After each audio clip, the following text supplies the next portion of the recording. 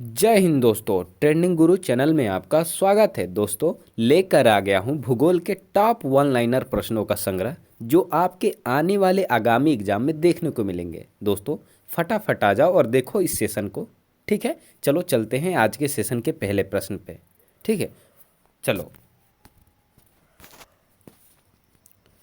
देखो दोस्तों, आज का पहला प्रश्न हाइलाइटर का वो यूज कर लेते हैं दोस्तों, ताकि आपको पता चलते रहे किस प्रश्न पे हूँ। ठीक है, तो देखिए आज का पहला प्रश्न।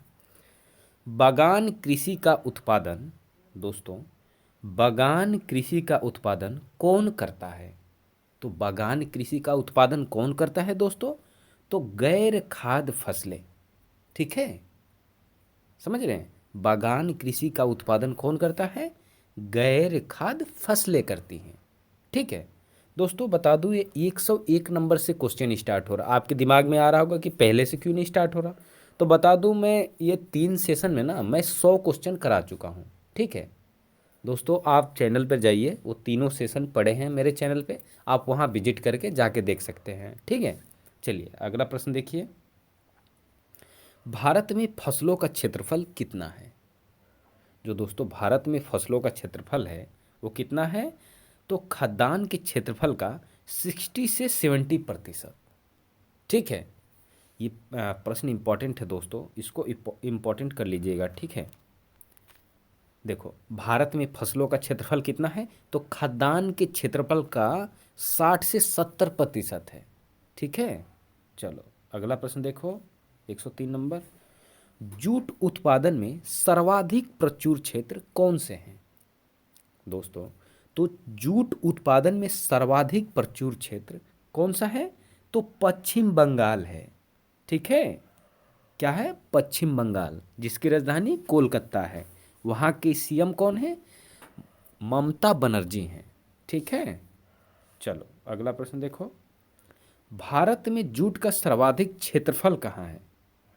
ठीक है,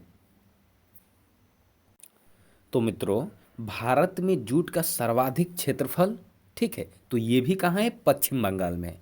आपको पता है पश्चिम बंगाल में जूट की खेती मतलब काफ़ी क्षेत्रफल में की जाती है। ठीक है, इसलिए ये दोनों प्रश्न के लिए पश्चिम बंगाल ही उत्तर है। ठीक है, चलो अगला प्रश्न पे चलो। देखो अगला प्रश्न। दोस्तों, सेशन को अंत तक देखो। ठीक है, सेशन को स्किप करके ना जाओ। ठीक है, क्वेश्चन सारे इंपॉर्टेंट लाया हूँ, जो आपके आगामी एग्जाम आने वाले हैं उसमें क्वेश्चन इस भूगोल सीरीज से फंस सकते हैं। ठीक है, वही मैं प्रश्नों का संग्रह लाया हूँ। चलो प्रश्न देखो। हरित क्रांति शब्द का प्रयोग हरित क्रांति शब्द का प्रयोग किस उच्च उत्पादन को इंगित करने के लिए किया जाता है? तो किस किस उत्पादन को इंगित करने के लिए किया जाता है दोस्तों?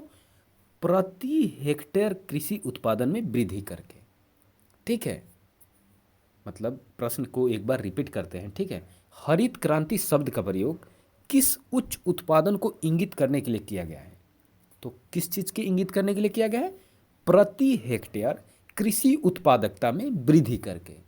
मित्रों बता दो, प्रश्न को आप यहीं याद कर लो। ठीक है, आपको फिर से दोबारा मतलब एकदम जहन में बिठा लो, कि बार बार रिवीजन का वो आपको करना ना पड़े। ठीक है, आप एकदम सबकॉन्शियस माइंड में यहीं पे बिठा लो। ठीक है, चलो नेक्स्ट क्वेश्चन देखो मित्रों। नेक्स्ट क्वेश्चन है, हरित क्रांति किन राज्यों में सर्वाधिक सफल रही?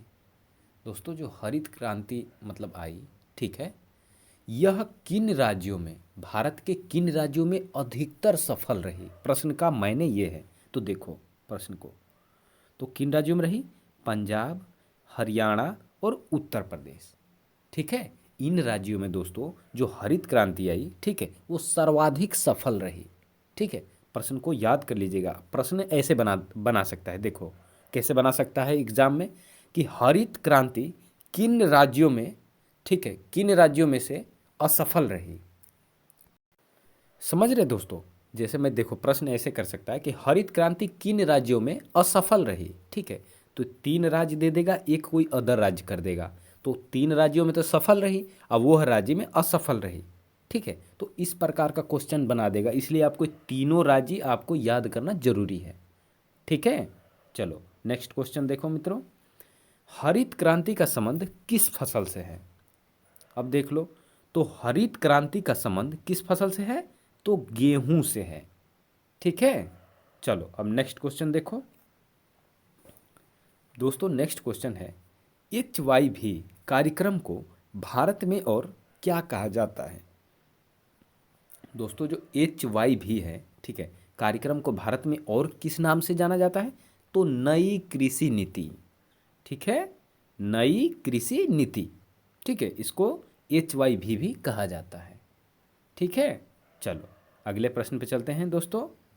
सेशन को स्किप ना करिएगा, मैं बार बार कह रहा हूँ मित्रों, सारे क्वेश्चन इंपॉर्टेंट लेके आया हूँ। ठीक है, सेशन को स्किप ना करिएगा, अंत तक देखिए। ठीक है, मज़ा आएगा सेशन देखने में। चलो देखो अगला प्रश्न, भारत के किस राज्य को चावल का कटोरा कहा जाता है? ठीक है, तो किस राज्य को चावल का कटोरा कहा जाता है? तो आंध्र प्रदेश को। ठीक है, आप छत्तीसगढ़ मत लगा दीजिएगा दोस्तों। कई जगह मतलब मैंने देखा कि इसका प्रश्न का ना, इसको गलत आंसर ये छत्तीसगढ़ लगा दिए हैं। छत्तीसगढ़ आंसर इस पे बताया जा रहा है कहीं पे, तो छत्तीसगढ़ नहीं है। ठीक ना, आंध्र प्रदेश है। आंध्र प्रदेश को चावल का कटोरा कहा जाता है। ठीक है, आप यहीं पे क्लियर हो जाइए। ठीक है, चलो अगला प्रश्न देखो। नेक्स्ट क्वेश्चन, ऑपरेशन फ्लड किससे संबंधित है? देखो क्वेश्चन ये मतलब बहुत इंपॉर्टेंट है, ग्रुप डी में क्वेश्चन पूछा गया है। ठीक है, कि ऑपरेशन फ्लड किससे संबंधित है, समझ रहे? तो किससे संबंधित है? दुग्ध उत्पादन। ये इंपॉर्टेंट लगा लो क्वेश्चन को दोस्तों, ये आगामी एग्जाम में 100% आएगा, ये समझ लीजिए, इसको इंपॉर्टेंट कर लो। चलो अगला प्रश्न देखो, स्वतंत्रता मेरा जन्मसिद्ध अधिकार है और इसे मैं लेकर रहूँगा, ये किसने कहा था? तो किसने कहा था? तो लोकमान्य तिलक ने कहा था।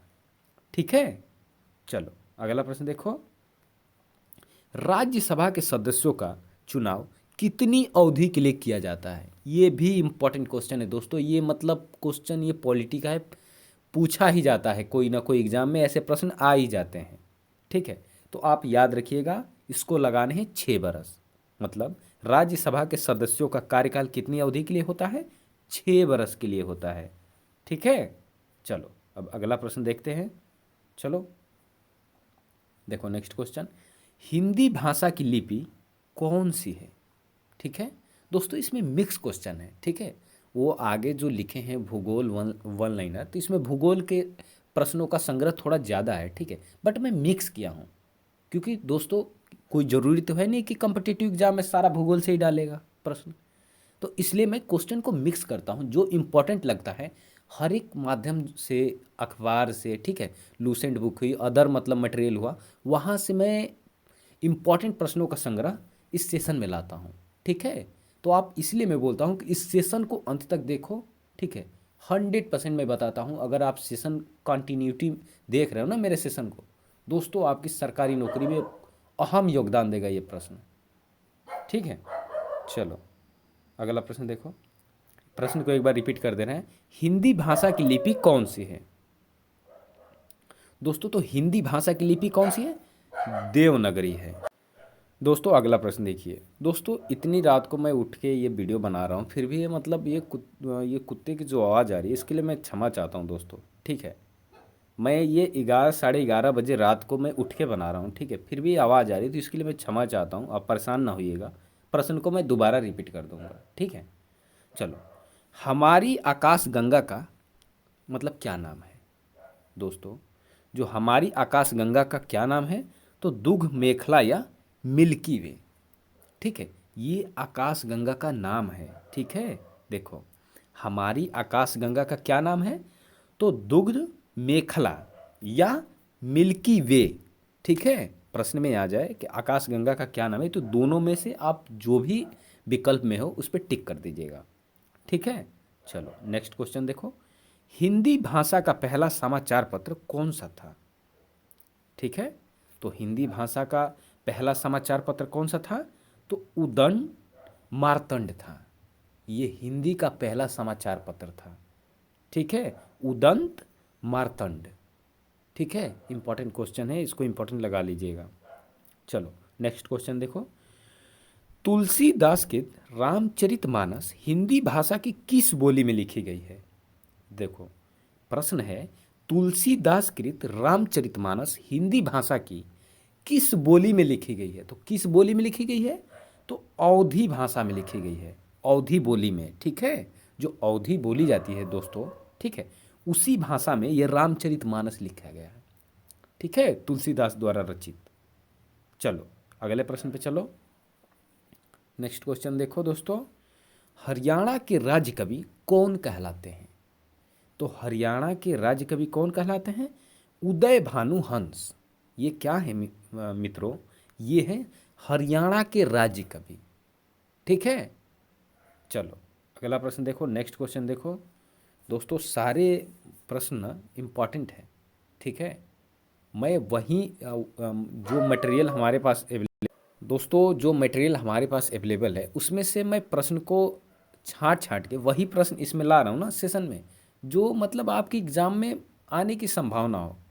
वरना ऐरू गैरू प्रश्न लाने से क्या फ़ायदा दोस्तों, कोई मतलब निकलेगा नहीं। लुल्लू पुंजू सा क्वेश्चन करा दूँ इसमें तो। ठीक है, चलो देखो प्रश्न को। आधुनिक ओलंपिक खेलों की शुरुआत, ठीक है, आधुनिक ओलंपिक खेलों की शुरुआत कब और कहाँ से हुई? तो कहाँ से हुई दोस्तों?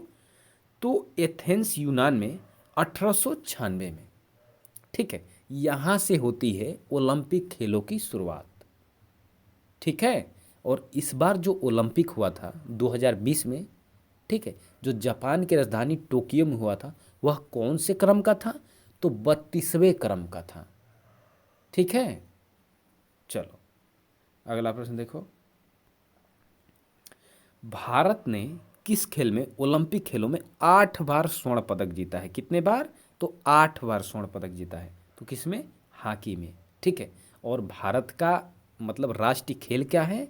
तो ये भी हॉकी है मित्रों, ये भी याद रखिएगा। ठीक है, चलो क्रिकेट ना लगा दीजिएगा, क्रिकेट के प्रशंसक ज़्यादा हैं हमारे भारत देश में, तो आप क्रिकेट मत समझ लीजिएगा कि राष्ट्रीय खेल क्रिकेट है। यहाँ का राष्ट्रीय खेल हॉकी है। ठीक है, चलो अगला प्रश्न देखो। भारत ने आखिरी बार हॉकी में स्वर्ण पदक कहाँ और कब जीता था? अब बात आ रही है जो हमारा राष्ट्रीय खेल है, वो आखिरी बार हॉकी में स्वर्ण पदक कहाँ और कब जीता था? तो 1980 में मॉस्को में जीता था। ठीक है, 1980 में मॉस्को में जीता था। ठीक है, चलो अगले प्रश्न पे चलते हैं। देखिए अगला प्रश्न, ओलंपिक खेलों का आयोजन कितने वर्षों के बाद होता है? तो मित्रों, ओलंपिक खेलों का आयोजन 4 वर्षों के बाद होता है। जैसे 2020 में हुआ है जापान की राजधानी टोक्यो में, तो 2024 में होगा फ्रांस की राजधानी पेरिस में। ठीक है, और 2028 में होगा अमेरिका में। ठीक है, 4 4 साल का गैप होता है ओलंपिक खेलों में। ठीक है, चलो मित्रों अगला प्रश्न देखो। अंतर्राष्ट्रीय ओलंपिक समिति का मुख्यालय कहाँ है? ठीक है, तो कहाँ है? Lausanne, Switzerland. ठीक है, चलो नेक्स्ट क्वेश्चन देखते हैं। सन 2012 में ओलंपिक खेल कहाँ हुए? देखो 2012 में हुआ होगा, तो 2016 में हुआ होगा, 2016 में, तो फिर 2020, 4 4 साल का गैप आ रहा है ना। तो अब ये पूछ रहा 2012 में ओलंपिक खेल कहाँ हुआ? तो कहाँ हुआ? तो लंदन में हुआ। ठीक है, ये कहाँ है लंदन? तो इंग्लैंड, इंग्लैंड में है। ठीक है, ब्रिटेन में। चलो देखो अगला प्रश्न, ओलंपिक ध्वज में कितने गोले हैं? तो ओलंपिक जो ध्वज हैं दोस्तों, उसमें 5 गोले हैं। देखते हैं ऐसे ऐसे ऑडी पे जो होते हैं ना, ऑडी पे, ऑडी गाड़ी होती है, देखते हैं ना पीछे ऐसे गोले गोले से बनाए होते हैं, ऐसे ही इस पे गोले गोले से बनाए होते हैं। तो उसमें तो 4 दिखते हैं, बट इसमें 5 हैं। ठीक है, चलो देखो अगला प्रश्न देखो, 125 नंबर का। एक ओलंपिक में सर्वाधिक स्वर्ण पदक जीतने वाला खिलाड़ी कौन है? दोस्तों प्रश्न है, एक ओलंपिक में सर्वाधिक स्वर्ण पदक जीतने वाला खिलाड़ी कौन है? तो कौन है दोस्तों? ये माइकल फेल्प्स हैं। ठीक है, ये क्या हैं? तो ये अमेरिका के तैराक हैं। ठीक है, ये बहुत मतलब स्वर्ण पदक जीते हैं दोस्तों, हर एक ओलंपिक जो होता है इसमें सबसे ज़्यादा स्वर्ण पदक ये जीतते हैं, माइकल फेल्प्स। ठीक है, और ये क्या है? ये तैराक हैं। ये सारी बातें याद रखिएगा जो एडिशनल पॉइंट मैं बोला हूँ। ठीक है, चलो अगला प्रश्न देखो। देखो अगला प्रश्न, सन 2020 में ओलंपिक खेल कहाँ हुए? देखो बात आ गई ना। अब 2020 में कहाँ हो, तो मैं बताया था ना जापान की राजधानी टोक्यो में हुई थी, और ये 32वें क्रम का था। ठीक है, 32वें क्रम का था। ठीक है मित्रों, चलो अब अगला प्रश्न देखो। 127, सन 2012 के ओलंपिक में, सन 2012 के ओलंपिक खेलों में कांस्य पदक जीतने वाला, ठीक है, साइना नेहवाल का संबंध किस खेल से है? ये 2012 का जो ओलंपिक हुआ था मित्रों, ठीक है, इसमें कांस्य पदक जीती थी साइना नेहवाल। ठीक है, और ये किस खेल से रिलेटेड है? तो ये बैडमिंटन खेलती हैं। ठीक है, याद रहेगा ना, ये क्या खेलती हैं? तो बैडमिंटन खेलती हैं साइना नेहवाल। ठीक है, चलो अगला प्रश्न देखो। भारत ने ओलंपिक खेलों में पहली बार किस वर्ष में भाग लिया था? मोस्ट मोस्ट इंपॉर्टेंट क्वेश्चन दोस्तों, इसके आगे इंपॉर्टेंट लगा ही लो, वेरी इंपॉर्टेंट लगा लो। ठीक है, भारत ने ओलंपिक खेलों में पहली बार किस वर्ष भाग लिया था? तो पहली बार कब भाग लिया? 1900 में। ठीक है, याद रहेगा ना, 1900 में भाग लिया पहली बार ओलंपिक खेलों में। ठीक है, चलो अब नेक्स्ट क्वेश्चन पे चलते हैं। नेक्स्ट क्वेश्चन देखिए 129, ओलंपिक खेलों में पदक जीतने वाली पहली भारतीय महिला खिलाड़ी कौन है? ठीक है, तो ये देखो, ओलंपिक खेलों में पदक जीतने वाली पहली भारतीय महिला कौन है? कर्णम मल्लेश्वरी। और ये कौन सी खेल खेली थी? Weight lifting. याद है मीराबाई चानू, जो सिल्वर मेडल जीत के लाई थी इस टोक्यो ओलंपिक में, पहली मेडल वही जीती थी। ठीक है ना, तो ये वही जो वेट लिफ्टिंग की थी। ठीक है, ये भी वेट लिफ्टिंग से कर्णम मल्लेश्वरी। ठीक है, चलो अगला प्रश्न देखो। बैक टू दी वेट्स मतलब कि वेदों की ओर लौटो का नारा किसने दिया था? वेदों की ओर लौटो का नारा किसने दिया था मित्रों? तो महर्षि दयानंद सरस्वती ने दिया था। ठीक है, और कुछ एडिशनल पॉइंट महर्षि दयानंद सरस्वती के बारे में जान लीजिए। आर्य समाज के संस्थापक कौन हैं? ये इसके संस्थापक यही हैं, दयानंद सरस्वती जी हैं। ठीक है, और ब्रह्म समाज के संस्थापक राजा राम मोहन राय हैं। ठीक है, चलो अगला प्रश्न देखो। प्रसिद्ध झंडा गीत दोस्तों, झंडा ऊंचा रहे हमारा की रचना किसने की थी? तो दोस्तों देखो, प्रसिद्ध जो गीत है झंडा ऊंचा रहे हमारा की रचना किसने की थी? तो इसकी रचना की थी श्यामलाल गुप्ता प्रसाद पार्षद ने। ठीक है, श्यामलाल गुप्त पार्षद ने। ठीक है मित्रों, चलो अब नेक्स्ट क्वेश्चन देखो। पशुओं में मिल्क फीवर बीमारी जो है किसकी कमी के कारण होती है?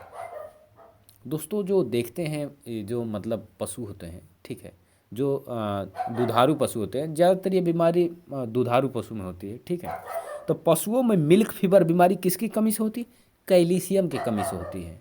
ठीक है, अगर उनको हम कैल्शियम की कमी हो जाएगी ना तो मिल्क फीवर हो जाएगा। इसलिए यह जब बीमारी होती है तो डॉक्टर क्या करता है, पशु विभाग का जो डॉक्टर होता है इनको कैल्शियम चढ़ाता है। ठीक है, चलो नेक्स्ट क्वेश्चन चलते हैं। देखो नेक्स्ट क्वेश्चन 133 नंबर, मानव शरीर के किस अंग द्वारा यूरिया को रक्त में फिल्टर किया जाता है? तो किससे किया जाता है? तो गुर्दा से। गुर्दा क्या है दोस्तों? किडनी। ठीक है, इसको ही किडनी कहते हैं। ठीक है, चलो समझ लीजिएगा, फिर से अच्छे से लिख देते हैं इसको मिटा के। ठीक है मित्रों, तो दोस्तों मानव शरीर के अंग द्वारा यूरिया को रक्त में फिल्टर किया जाता है, उसे कहते हैं किडनी। ठीक है, यहाँ पे किडनी लिख देते हैं दोस्तों। दोस्तों थोड़ा ये टाइम लगा, इसके लिए क्षमा प्रार्थी हूँ। ठीक है, ये किडनी, इसको कहते हैं गुर्दा को। ठीक है, चलिए अगला प्रश्न देखिए। किस एकमात्र भारतीय को अर्थशास्त्र में नोबेल पुरस्कार मिला है? किस एकमात्र भारतीय को अर्थशास्त्र में नोबेल पुरस्कार मिला? तो किसको मिला? प्रोफेसर अमर्त्य सेन को। ठीक है, इनको अर्थशास्त्र में नोबेल पुरस्कार मिला है। ठीक है, याद रखिएगा, प्रश्न इंपॉर्टेंट है दोस्तों। चलो अगला प्रश्न देखो। अगला प्रश्न है, भारत रत्न उस्ताद बिस्मिल्लाह खां किस वाद्य यंत्र से मतलब विख्यात हैं? इनको भारत रत्न से सम्मानित किया गया है। ठीक है दोस्तों, जो भारत का सर्वोच्च पुरस्कार है, इससे बड़ा कोई भारत में पुरस्कार नहीं है। ठीक है, तो इससे जो नवाजे गए हैं उस्ताद बिस्मिल्लाह खां, ये कौन सा यंत्र बजाते थे? संगीत यंत्र, तो शहनाई बजाते थे। ठीक है, कौन से यंत्र? शहनाई बजाते थे। ठीक है, चलो अगला प्रश्न देखो, भारत के अंतिम गवर्नर जनरल कौन थे मित्रों? कौन थे भारत के अंतिम गवर्नर जनरल? ठीक है, मतलब भारतीय जो थे, तो सिराज गोपालचारी। ठीक है, ये भारतीय थे, अंतिम गवर्नर जनरल थे। ठीक है, चलो अगला प्रश्न पे चलते हैं। देखिए अगला प्रश्न, भिलाई इस्पात संयंत्र का निर्माण किस देश के सहयोग से किया गया था? ठीक है, तो भिलाई इस्पात संयंत्र का निर्माण, ठीक है, किस देश के सहयोग से किया गया था? रसिया के। ठीक है, जो रूस था दोस्तों, इस भिलाई इस्पात संयंत्र के निर्माण में अपना मदद दिया था, भरपूर मदद दिया था। ठीक है, भारत के साथ। चलो अगला प्रश्न देखो, उत्तरी ध्रुव में भारत के अनुसंधान केंद्र का नाम क्या है? ठीक है, तो क्या है? हिमाद्री। ठीक है, ठीक है दोस्तों, जो उत्तरी ध्रुव में भारत के अनुसंधान है, 3 ठो अनुसंधान केंद्र हैं। ठीक है, जिसमें से 2 चालू हैं, 1 बंद है। ठीक है ना, वो मैं प्रीवियस सेशन में आपको बता चुका हूँ कि कौन सा बंद है, सारा विस्तृत भी बताया हूँ। चलो अगला प्रश्न देखो, विश्व में माउंटेन एवरेस्ट पर चढ़ने वाली प्रथम महिला कौन थी? दोस्तों प्रश्न है, विश्व में माउंटेन एवरेस्ट पर चढ़ने वाली प्रथम महिला कौन थी? तो दोस्तों जापान की जुनको तबाई। ठीक है, ये विश्व में माउंटेन एवरेस्ट पर चढ़ने वाली प्रथम महिला थी। ठीक है, चलो अगला प्रश्न देखो, पीलिया किस अंग को प्रभावित करता है? प्रश्न को ये थोड़ा ये टाइपिंग मिस्टेक है मित्रों। ठीक है, क्षमा चाहता हूँ, क्षमा प्रार्थी हूँ इस चीज़ के लिए। पीलिया किस अंग का मतलब प्रभावित होता है? जब पीलिया होता है मानव शरीर में, तो किस अंग को प्रभावित करता है? ठीक है, आप ऐसे समझ लीजिए, आपके जहन में बैठ जाएगा। तो किसको प्रभावित करता है? यकृत या लीवर को, लीवर को ही यकृत कहा जाता है। ठीक है, और इसी को पीलिया प्रभावित करता है। समझ रहे दोस्तों, पाचन शक्ति एकदम मतलब खराब कर देता है। पाचन शक्ति, कुछ भी खाओ पचेगा नहीं, लीवर को ही डिफेक्टेड कर देगा तो क्या पचेगा? ठीक है, चलो अगला प्रश्न चलते हैं। नेक्स्ट क्वेश्चन देखिए, नेक्स्ट क्वेश्चन है दोस्तों, भारत का सबसे लंबा बांध कौन सा है? ठीक है, तो भारत का सबसे लंबा बांध कौन सा है? तो दोस्तों हीराकुंड बांध है। ठीक है, चलो अगला प्रश्न देखो, सलाल जल विद्युत परियोजना किस राज्य में है? तो सलाल जल विद्युत परियोजना किस राज्य में है मित्रों? तो जम्मू कश्मीर में है। ठीक है, चलो अगला प्रश्न देखो, प्रश्न को यहीं पर याद कर लो। ठीक है, इसलिए अगर मैं प्रश्न को ज़्यादा गति से बोल रहा हूँ तो मित्रों आप क्या करो, कमेंट बॉक्स में अपनी राय दो, और स्लो बोलूँगा। मेरा इस सेशन लेने का मेन मोटिव यही है कि आप इस सेशन में ही यहीं पे याद कर लो प्रश्न को। ठीक है, इसलिए मैं ज़्यादा गति नहीं दे रहा प्रश्न को। आप सोच रहे होंगे कि बहुत धीमे धीमे पढ़ा रहा हूँ। मित्रों इसका मेन मोटिव यही है, मैं इसलिए धीमे पढ़ा रहा हूँ कि क्वेश्चन आप आराम से सुनो और अपनी जान में बिठा लो, कि प्रश्न को भूलो ना। ठीक है, अगर मैं आपको गारंटी देता हूँ, अगर इस सेशन को एक बार पढ़ें, ठीक है, अगर एक बार पढ़ेंगे ना तो आपको 80% याद हो जाएगा, और 20% है ना, तो आप एक बार और इस सेशन को देख लिए तो आपको 100% याद हो जाएगा। अगर आप कॉन्सेंट्रेट करके देखें तो पहली बार में भी याद हो सकता है। ठीक है, चलो अगला प्रश्न देखो दोस्तों, ये 143 नंबर प्रश्न देखिए। ठीक है, मुल्लाई पियारियार, ठीक है, देखो नाम थोड़ा अटपटा है, मुल्लाई पियारियार बांध का झगड़ा किन राज्यों के बीच है? ठीक है, तो किन राज्यों के बीच है दोस्तों? तो किन राज्यों के बीच है? तमिलनाडु और केरल के बीच है। ठीक है, इनके बीच कौन से बांध का झगड़ा है? फिर से वो नाम बोल रहे हैं, नाम को याद रखिएगा, मुल्लाई पियारियार बांध। ठीक है, नाम थोड़ा अटपटा है बोलने में, ठीक है, बट आप इसको याद कर लीजिएगा। चलो नेक्स्ट क्वेश्चन देखिए, 144, भारत में मित्रों, भारत में बिजली की लगातार कमी क्यों हो रही है? ठीक है, जो दोस्तों भारत में बिजली की देख रहे हैं लगातार कमी हो रही है, ये किस वजह से हो रही है? प्रश्न इंपॉर्टेंट है। कोई आपसे अगर ये पूछ दे तो आप कम से कम इतना तो जानो कि उसको बता सको कि इस वजह से हो रही है। तो आप देखो किस वजह से हो रही है। क्योंकि दोस्तों बिजली की मांग बढ़ती जा रही है, जबकि इसका उत्पादन और वितरण नहीं बढ़ा है। उत्पादन तो वही है, और ये एडवांस ज़माना की वजह से अन्य अन्य मतलब संसाधन आ रहे हैं जिनको बिजली की ज़रूरत है चलाने के लिए। तो बिजली की मांग तो बढ़ रही है, बट उत्पादन में वही के वहीं रुकी हुई है।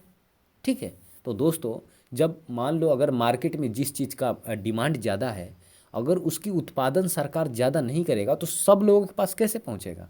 यही वो बात है। तो जिस चीज़ का डिमांड है उसका उत्पादन बढ़ा दो, डिमांड सबको पूरा हो जाएगी। इसका यही मतलब एक शब्द में रिप्लाई है। ठीक है, चलिए अगला प्रश्न देखिए।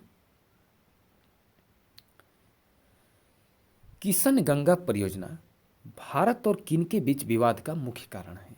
देखो, किशन गंगा परियोजना भारत और किसके विवाद का मुख्य कारण है? ये है नल्ला पाकिस्तान। ठीक है, किशन गंगा परियोजना भारत और किसके बीच विवाद का मुख्य कारण है दोस्तों? ये पाकिस्तान। ठीक है, इसके बीच का एक किशन गंगा परियोजना ये विवाद का मुख्य कारण है। ठीक है, ऐसे विवाद हम लोगों से तो निपट नहीं सकता। ठीक है, इसके लिए तो एक यूपी ही काफ़ी है इसको निपटाने के लिए। जो अपना ख्वाब देखता है ना कि कब्जा कर लेंगे कश्मीर, ये दोस्तों कुछ नहीं कर सकता। हमारा देश इतना महान है ना, ये यूपी यूपी से नहीं लड़ पाएंगे, यूपी के लौंडों से। अब ये तो पूरी भारत का छोड़े।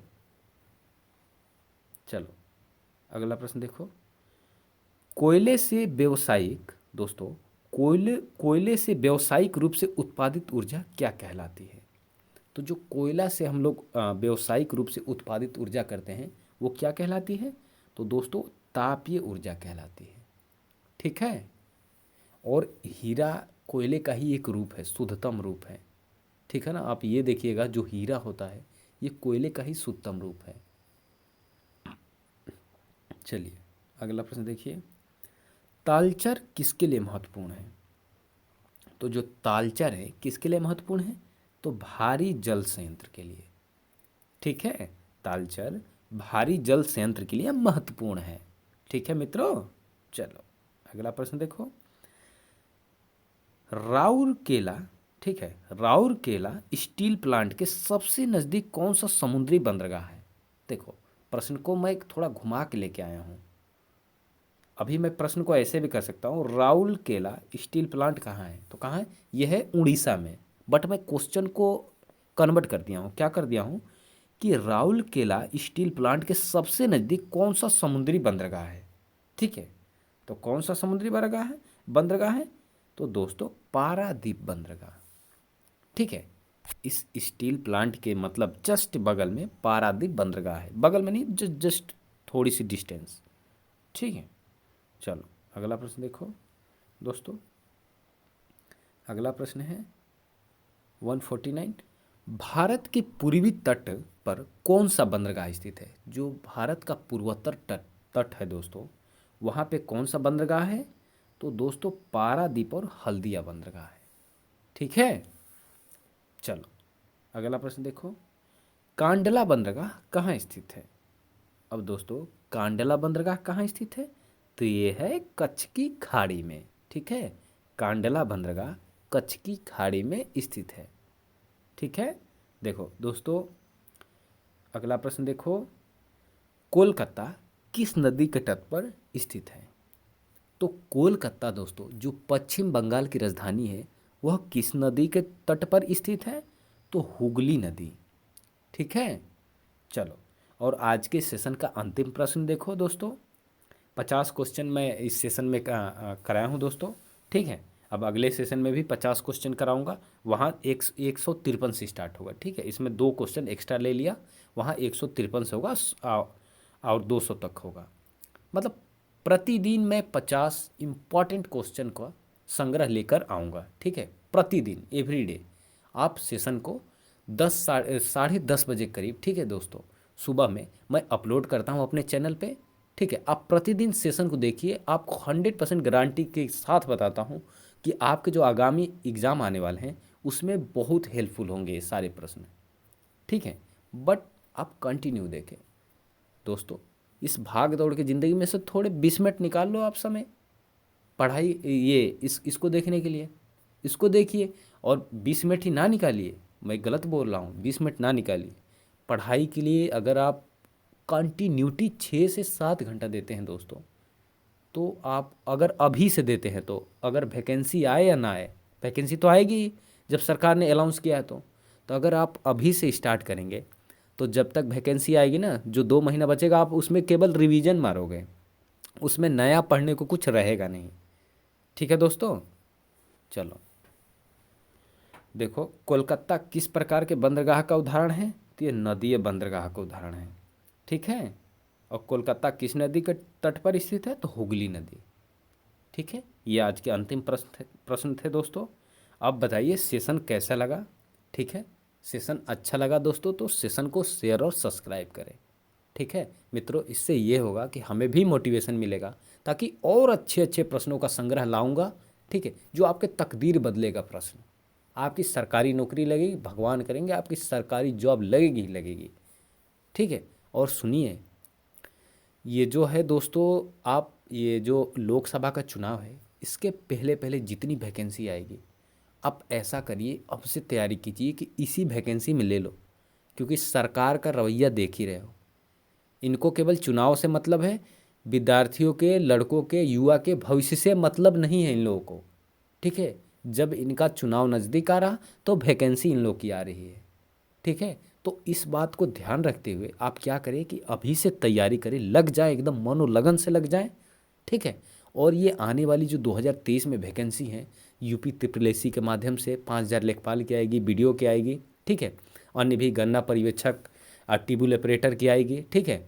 और रेलवे में भी आ रही हैं, आरपीएफ आ रहा है, लोको पायलट आ रहा है, टेक्नीशियन आ रहा है, अनेदर भी वैकेंसी आ रही है एसएससी के थ्रू। अभी देखिए 40,000 एसएससी की वैकेंसी आई है, इसमें ये रामबाण है सारे प्रश्न।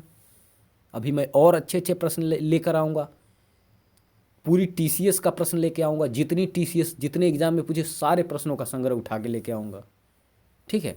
तो आप इस चैनल को प्रतिदिन देखिए, इस चैनल पे जितने सेशन पड़े हैं, ठीक है, और प्रतिदिन क्लास लीजिए दोस्तों, अपने ज़िंदगी के प्रति अवेयर हो जाइए, ठीक है। मेरा सजेशन अच्छा लगे दोस्तों तो एक लाइक ठोक दिया करो, ठीक है। चलो धन्यवाद दोस्तों, फिर मिलते हैं कल आपको, चलिए।